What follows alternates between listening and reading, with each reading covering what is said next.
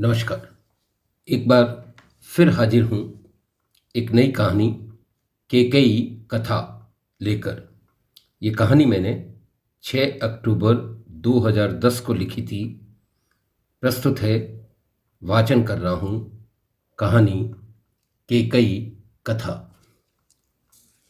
मैं केकई हूँ। मैं केकई अवधपति दशरथ की प्रिय रानी केकई नरेश अश्वपति की दुलारी पुत्री एवं रामानुज भरत की माँ हूँ। कवियों एवं चिंतकों ने मेरी भूमिका का इतना अपमान एवं उपहास किया है कि मैं राम कथा की खलनायिका बन गई हूँ। साहित्यकारों का शब्द विलास अनेक बार किसी पात्र को उभरने ही नहीं देता। हर लेखक अंततः स्वयं की श्रद्धा एवं आस्था का कैदी बन जाता है। इतना ही नहीं, अनेक बार सत्य भी उनके दृष्टिकोण के कारागार में घुट कर रह जाता है। सदियों मैंने इंतजार किया कि कोई मेरे पात्र का भी सही आकलन करे, लेकिन अंधश्रद्धा एवं पूर्वाग्रहों ने मेरे चरित्र को उभरने ही नहीं दिया। जगत की रीति ही है कि मरे को सब मारते हैं। इसी कारण आज अपनी कथा व्यथा जगत को सुनाकर सदियों से मेरे हृदय पर पड़े बोझ को हल्का करना चाहती हूं। मुझे अब भी याद है जब राजा दशरथ मेरे पिता अश्वपति के निमंत्रण पर केकई देश पधारे थे। उस दिन मेरे पिता एवं अनेक सभासदों के साथ मैं भी राजद्वार पर उनकी अगवानी के लिए खड़ी थी। इक्ष्वाकु वंश के महान राजाओं, उनके पराक्रम, ओज, दानवीरता एवं सत्य नेम की कथाएं उन दिनों घर घर में सुनने को मिलती थी। लोग इन कथाओं को बड़े चाव से सुनते थे। मैं भी इन कथाओं से बहुत प्रभावित थी।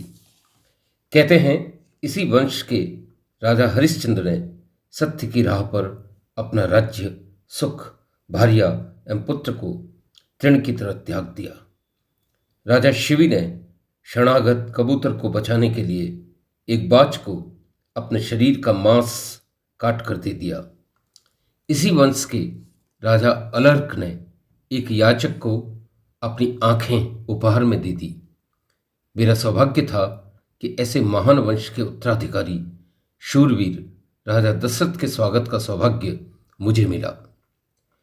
राजा दशरथ जब अपने सेवकों के साथ राजद्वार पहुंचे तो चौं और कोलाहल मच गया। सभी उनकी एक झलक पाने को आतुर थे। वे जब रथ से उतरे तो उन्हें देखकर मैं ठगी सी रह गई।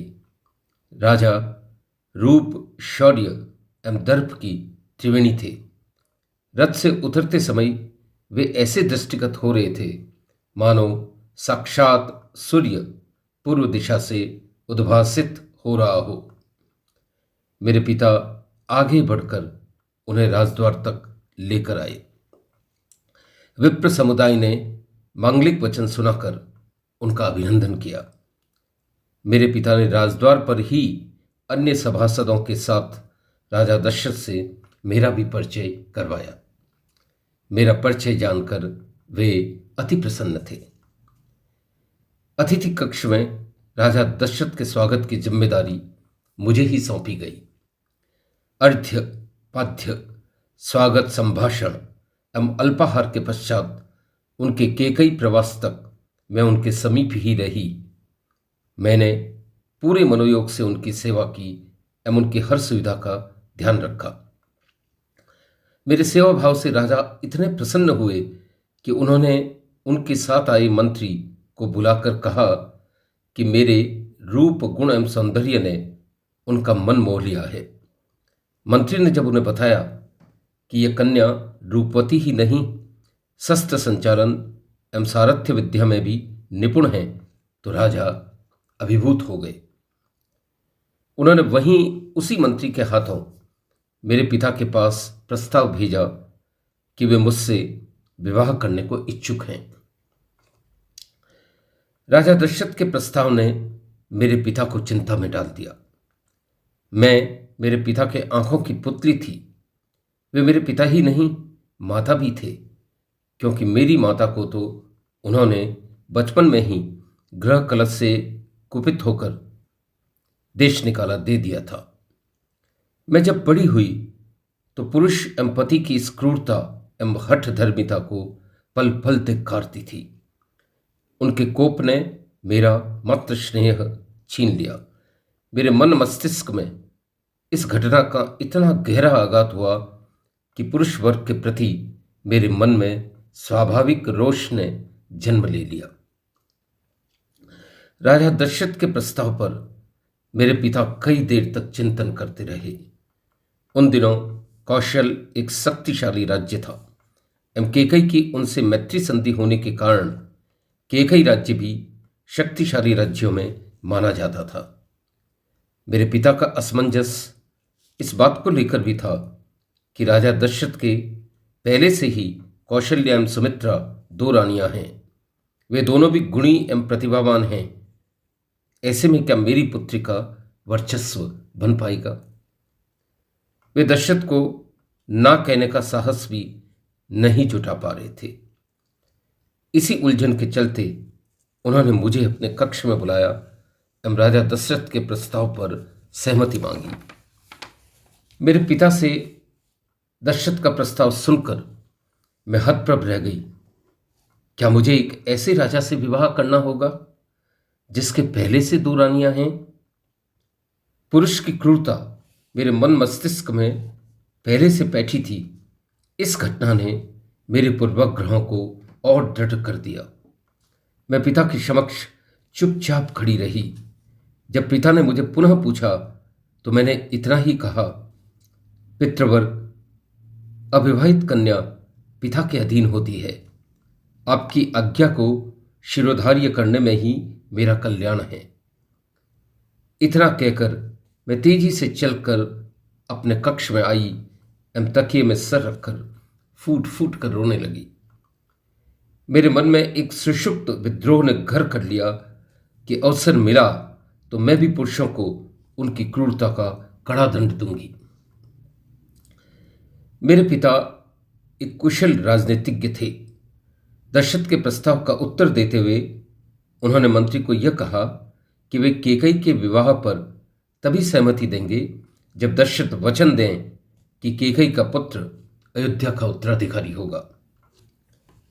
राजा ने यह वचन सहज ही दे दिया, क्योंकि पूर्व दोनों रानियों के साथ वर्षों रहने के पश्चात भी उन्हें पुत्र सुख नहीं मिला था।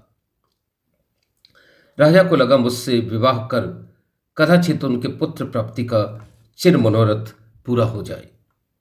राजा भवितव्यता से अनजान थे। धूमधाम से विवाह कर मेरे पिता ने मुझे भारी मन से विदा किया। अयोध्या पहुंचने पर कौशल्या एवं सुमित्रा दोनों ने मेरी अगवानी की। दोनों के मृदु व्यवहार से मुझे लगा ही नहीं कि वे मेरी सौतें हैं। दोनों मुझे अपनी छोटी बहन की तरह रखती थीं। मेरे साथ केकई से आई दासी मंथरा भी मेरी हर सुविधा का ध्यान रखती थी। वो मेरी अनुचरी ही नहीं, गुप्तचर भी थी एवं मुझे महल एवं नगर दोनों के समाचार समय समय पर देती रहती थी।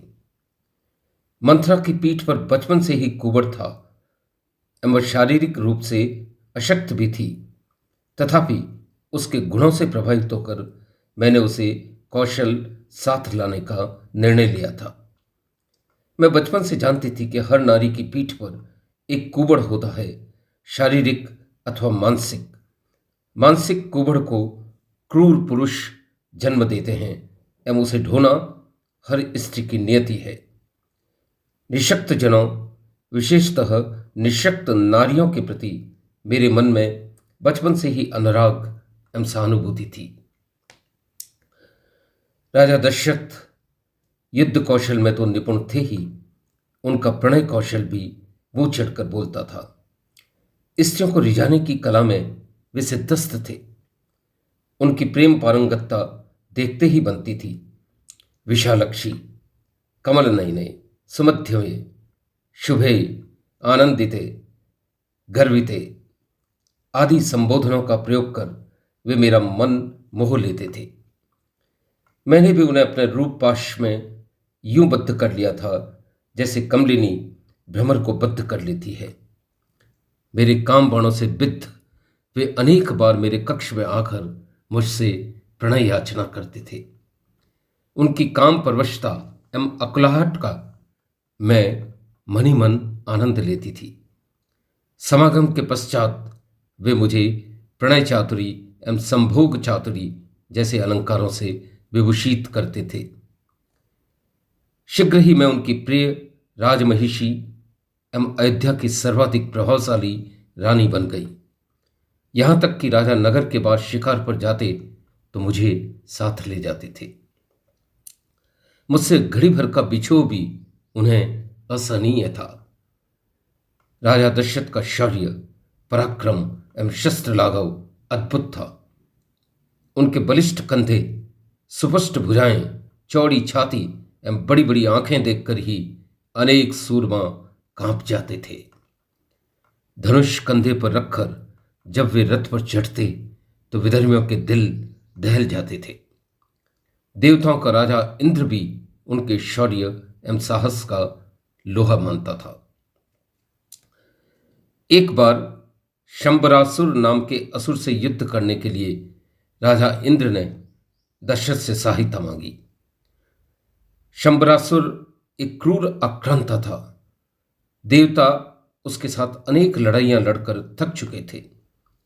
इस बार फिर उसने इंद्र को अमरावती रणक्षेत्र में ललकारा था। राजा दशरथ जब युद्ध के लिए जाने लगे तो मेरे अनुरोध पर उन्होंने मुझे भी अपने साथ ले लिया। शस्त्र संचालन में मेरी दक्षता एवं मेरे सारथ्य ज्ञान पर उन्हें गर्व था। ओह, उस युद्ध में कैसी मारकाट बची थी। राजा दशरथ ने अपने तीक्ष्ण बाणों के अचूक प्रहार से अनेक असुरों को मार डाला। असुरों के कोलाहल को सुनकर शंबरासुर स्वयं राजा दशरथ के सम्मुख आ गया। उस समय मैं रथ के पिछले भाग में राजा के समीप बैठी थी। युद्ध में शंबरासुर परास्त होने लगा तो उस विधर्मी ने दशरथ के सारथी को मार डाला। सारथी के मरते ही दशरथ चिंतामग्न हो गए। उसी समय मैंने राजा से कहा, कैकेयी के जीवित रहते आपको चिंता करने की आवश्यकता नहीं है। आज आपका सारथ्य मैं करूंगी। इतना कहकर प्राणों की परवाह किए बिना मैं आगे बढ़ी एवं सारथी के स्थान पर बैठकर घोड़ों की लगाम अपने हाथों में ले ली। मेरे सारथ्य कौशल को देख शंबरासुर दंग रह गया। क्रुद्ध शंबरासुर ने तब एक तीक्ष्ण तीर रथ के बाएं पहिए पर चलाया एवं देखते ही देखते पहिया मिट्टी में धंस गया। रथ को धंसते देख कौशलेश का धैर्य डगमगा गया। अपनी विजय को सन्निकट देख शंबरासुर अट्टहास करने लगा। निश्चय ही राजा के प्राण अब संकट में थे। मेरे सारथ्य की भी आज परीक्षा थी। अपलक मैं रथ से नीचे कूदी एवं भीषण बाण वर्षा के बीच धंसे हुए रथ को जमीन से निकाला। रथ के स्थिर होते होते शंबरासुर ने राजा दशरथ को बाण वर्षा से लहूलुहान कर मूर्छित कर दिया। मैंने तब तलवार हाथ में लेकर उसे पुकारा, रे अधम, अब तू नहीं बचेगा। मैं आगे बढ़ी ही थी कि राजा पुनः होश में आए। इस बार उन्होंने अद्भुत रण कौशल का प्रदर्शन किया। मुझे घायल देख वे क्रोध से फुफकार उठे। उनकी आंखों में अंगारे दहकने लगे। कुपित दशरथ ने तब ऐसी बाण वर्षा की कि शंबरासुर सेना सहित रण छोड़कर भाग खड़ा हुआ। इस युद्ध में मेरी हथेलियों में गहरी चोट लगी, यहां तक कि मेरी कनिष्ठांगुली की हड्डी तक टूट गई। इतना होते हुए भी मैं रण से विमुख नहीं हुई। युद्ध में मेरी भूमिका से राजा इतने प्रसन्न हुए कि उन्होंने मुझे 2 वर मांगने को कहा। उस समय उनका तन मन मेरे एहसान से उपकृत था। मैंने राजा को प्रत्युत्तर में यही कहा, राजन, पति सेवा से बढ़कर स्त्री के लिए कोई धर्म नहीं है। मैंने वरदान जैसा कोई काम नहीं किया। आपकी रक्षा करना मेरा धर्म था। एक क्षत्राणी के लिए इससे अधिक गौरव की बात और क्या हो सकती है। मेरा अहोभाग्य कि यह गौरव आपने मुझे दिया। मेरे उत्तर से अभिभूत राजा ने कहा, कैकेयी, तुम्हारे 2 वरदान मेरे पास धरोहर रूप में सुरक्षित हैं। जब उचित लगे मांग लेना। कालांतर में पुत्रष्टि यज्ञ के पश्चात कौशल्या को राम, मुझे भरत एवं सुमित्रा को लक्ष्मण एवं शत्रुघ्न पुत्र रत्न के रूप में प्राप्त हुए। एक साथ 4 पुत्रों को प्राप्त कर राजा खिल उठे थे। चारों भाइयों में बचपन से ही अगाध स्नेह था। राम तो सबकी आंखों के तारे थे, मुझे तो वे प्राणों से अधिक प्रिय थे। जानकी विवाह के कुछ माह पश्चात राम एक बार मुझसे अकेले मिलने आए। हम दोनों के बीच सार्थक विषयों पर अनेक बार चर्चा होती थी। राम सत्य प्रतिज्ञ एवं धर्मनिष्ठ थे। हर विषय पर उनका विवेचन सटीक होता था। इसी चर्चा के बीच एक बार मैंने उन्हें पूछा, राघव, आपने ताड़क वन में ताड़का जैसी असुरा को कैसे मारा? ऋषि यज्ञों में विघ्न डालने वाले भयानक राक्षसों को कैसे हत किया? आपके अंगुष्ठ मात्र के स्पर्श से अहिल्या पत्थर से स्त्री कैसे बन गई? दुर्जय शिव धनुष, जिसे बड़े बड़े योद्धा एवं महारथी हिला तक नहीं सके, आपने क्षण मात्र में उठाकर कैसे तोड़ दिया? असुरों के विनाश के लिए विश्वामित्र ने आपका ही चयन क्यों किया? राम, कहीं तुम नर रूप में नारायण तो नहीं हो? राम की आंखों में तब एक गहरा रहस्य उतर आया था। मेरे गूढ़ प्रश्न के बर्म को छुपाते हुए उन्होंने यही उत्तर दिया, मैं तो एक साधारण मानव हूं। इन असाधारण कार्यों को अंजाम तो मैंने आपके आशीर्वाद के बल से दिया है। मां, मेरा तो जन्म ही पृथ्वी से राक्षसों के शमन के लिए हुआ है। मुझे पूरा विश्वास है इस कार्य को सिद्ध करने में आप सहयोग देंगी। मैं कुछ और कहती, तभी एक सेवक दशरथ का संदेश लेकर आया कि उन्हें राजा बुला रहे हैं। पिता का संदेश पाकर वे एक पल भी वहां नहीं रुके। राम के राज्याभिषेक का संदेश जब मंथरा ने मुझे सुनाया तो हर्ष पुलकित मेरी आंखों से अश्रु बह गए। क्या सचमुच प्राणप्रिय राम राजा बनेंगे? मेरे हृदय में उमड़ते हर्ष के प्रवाह को मैं रोक न सकी। मैंने मंथरा को अंक में भरकर कहा, तुम कितना शुभ समाचार लाई हो। मैं तुम्हें आज एक वरदान देती हूं, तुम जब चाहो अपना अभिष्ट मांग लेना। आश्चर्य! मेरे वरदान से कृतार्थ होने की बजाय मंथरा तैश में आ गई एवं कुपित होकर बोली, महारानी, आपके समक्ष अक्षय विनाश उपस्थित हुआ है। अंतर सिर्फ इतना है कि मैं इसे देख पा रही हूं एवं आप नहीं। आप पुरुषों की, विशेषतः आपके पति की क्रूरता एवं चतुराई को समझ नहीं पाती। छल बल में पुरुषों का कोई सानी नहीं होता। क्या आप देख नहीं पा रही कि राजा दशरथ ने भरत एवं शत्रुघ्न को छल से नंसाल मात्र इस कारण भेजा है कि राम का राज्याभिषेक सुगमता से हो जाए। कौशल्या कहे या न कहे, वह आपके प्रभाव एवं शोथ या डाह से पीड़ित तो है ही। आप इस बात को क्यों नहीं समझ पा रही कि राज्याभिषेक के पश्चात कौशल्या राजरानी तथा तुम एवं भरत दोनों उसके दास बन जाओगे। दास क्या कभी स्वाभिमान से जीते हैं? इस राज्याभिषेक के पश्चात तुम्हारा वर्चस्व क्या वही रह पाएगा जो आज है? क्या महाराज ने अपनी योजना की किंचित जानकारी भी आपको दी? तुम्हारे पिता अश्वपति को दिया वचन राजा क्यों कर भूल गए। मंथरा की बातें सुनकर मैं क्षुब्ध हो उठी। क्रोध आवेश में केले के पत्ते की तरह कांपने लगी। क्या कैकेयी चाकरी करेगी? क्या भरत दासत्व करेंगे? माता सब कुछ सह सकती है, पर अपने पुत्र का पतन नहीं सह सकती। मैं चीख कर बोली, घर फोड़ी, तू कैसी बातें कर रही है? अब ऐसा कहा तो जीभ निकलवा दूंगी।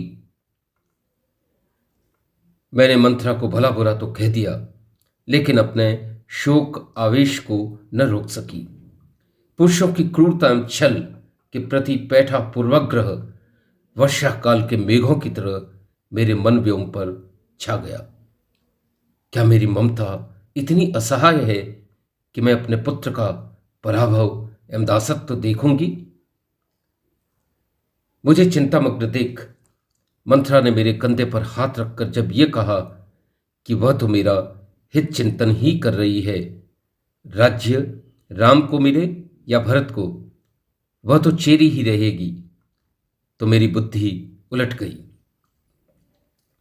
मैंने उसी पल शंबरासुर युद्ध के समय राजा द्वारा दिए 2 वचनों को मांगने की ठान ली।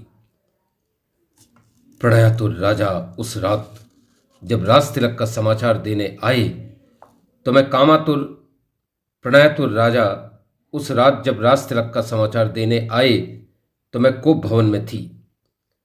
उस दिन उनके मन में समागम की तीव्र उत्कंठा भी थी। कामातुर राजा मुझे कोप भवन में देख सहम गए। वे धीरे धीरे मेरे समीप आए एवं बोले, कैकेयी, किस अभागे ने तुम्हें रुष्ट करने का साहस किया है? किसका कटा हुआ सिर आज तुम अपने चरणों में चाहती हो? आज किसकी उन्नति एवं किसकी अवनति होने वाली है?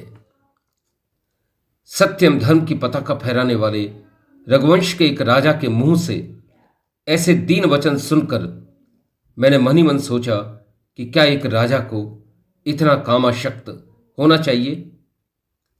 चौथपन में ऐसा व्यवहार करने वाला राजा क्या कभी मुक्ति पथ पर जा सकेगा? स्त्री पुरुष के धर्म, अर्थ, काम एवं मोक्ष चारों का सेतु है। मैंने उसी समय राजा से 2 वरदान मांग लिए। प्रथम, भरत को राज्याभिषेक एवं द्वितीय, तापसी वेश में 14 वर्ष तक राम का वनगमन। मेरे वचन मांगते ही राजा का चेहरा ऐसा बदरंग हो गया जैसे किसी वृक्ष पर बिजली गिर गई हो। उनकी नारी आसक्ति एवं काम क्षण भर में गिर गए। उनके मुक्ति पथ का अवरोध अब मात्र पुत्र मोह था। राम के वनगमन के पश्चात जब उन्होंने देह त्याग की तो वे इस मोह से भी छूट गए। काम एवं मोह से विरत राजा उस लोक में चले गए जिस लोक में जाने की महर्षि एवं ब्रह्मर्षि जन तक आकांक्षा करते हैं। वनगमन के पश्चात राम ने, जैसा कि उन्होंने मुझे कहा था, पृथ्वी को निशाचरहीन कर दिया। रावण, कुंभकर्ण एवं अन्य अनेक निशाचर उनके हाथों मारे गए। उनकी वाणी भला कैसे निष्फल होती। अनायास अप्रत्यक्ष रूप से उनके इस महती कार्य में मैं भी सहयोगी बनी। हालांकि यह इतर बात है कि इस कार्य को सिद्ध करने में अपयश एवं उपहास सदैव के लिए मेरे नाम के साथ जुड़ गया। मुझे इसकी परवाह नहीं। तितिक्षु लोक कल्याण के लिए क्या नहीं करते। यह कलंक मेरे अवसान के पश्चात भी मेरे नाम के साथ चिपटा रहा। सदियां बीत गई, किसी ने अपनी पुत्री का नाम कैकेयी नहीं रखा। बहुत कम लोग जानते हैं कि मंथरा की बुद्धि भ्रष्ट करने सरस्वती स्वयं देवों के अनुरोध पर अयोध्या आई थी। देव राक्षसों के वध के लिए राम को निमित्त बनाना चाहते थे। देवों की इस करतूत का मैं एवं मंथरा दोनों शिकार हुई। यह तथ्य भी कुछ लोग ही जानते हैं कि रामकाल में मेरी भूमिका से प्रसन्न भगवान विष्णु ने मात्र मुझे ही मोक्ष एवं चिर वैकुंठ दोनों का वरदान दिया था। अपनी कथा व्यथा कहकर मैं केकई आज प्रफुल्लित हूं। धन्यवाद।